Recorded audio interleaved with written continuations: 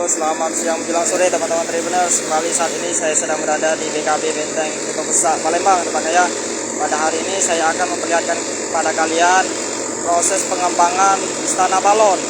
Maka itu area permainan balon ya yang sering dimainkan oleh anak-anak. Nah ini.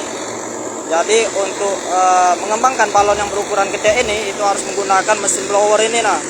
Jadi caranya itu mesin blower ini atau dari balon ini itu dimasukkan ke area lubang itu ya. Lubang yang itu lalu diikat menggunakan tali agar agar anginnya itu masuk ke dalam lubang dari balon ini. Jadi balon ini dapat mengembang. Bisa saya sampaikan lagi, blower ini ada sekitar 5 blower teman-teman. Jadi memang bagian dari ini ya, lubang untuk pengembangan balon istana balon ini itu ada sekitar 5 ini lubangnya ini teman-teman. Jadi proses pengembangan balon ini itu tidak membutuhkan waktu yang lama karena memang untuk alatnya sendiri memang terbilang lumayan cukup banyak ya teman-teman. Dan ini blower ini menggunakan tenaga listrik. Jadi ada saklar listrik ya yang menggerakkan mereka itu. Nah, jadi ini teman-teman. Jadi dia mengembang seperti ini ya. Nah, jadi kalau untuk ada alat seperti itu blower itu untuk udaranya itu. Jadi dalam proses pengembangan balon istana ini tidak membutuhkan waktu yang cukup lama.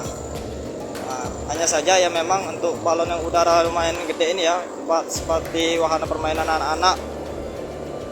Itu wahana permainan anak-anak ya. Nah, jadi ini bisa dilihat tempat wahana permainan anak-anak ini teman-teman. Nah, sini. Jadi kalau udah selesai nih ngembang-ngembang seperti ini teman-teman dia ya. Ah. Jadi untuk wahana permainan ini juga bisa saya sampaikan kepada teman-teman Tribuners.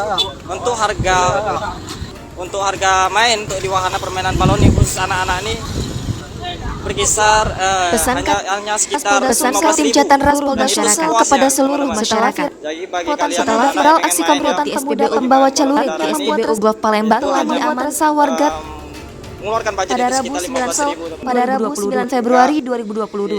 Diinterogasi oleh ketika mereka diinterogasi oleh petugas kepolisian media Sumsel dan para awak media, ternyata di antara mereka masih ber-17 pelajar yang berusia.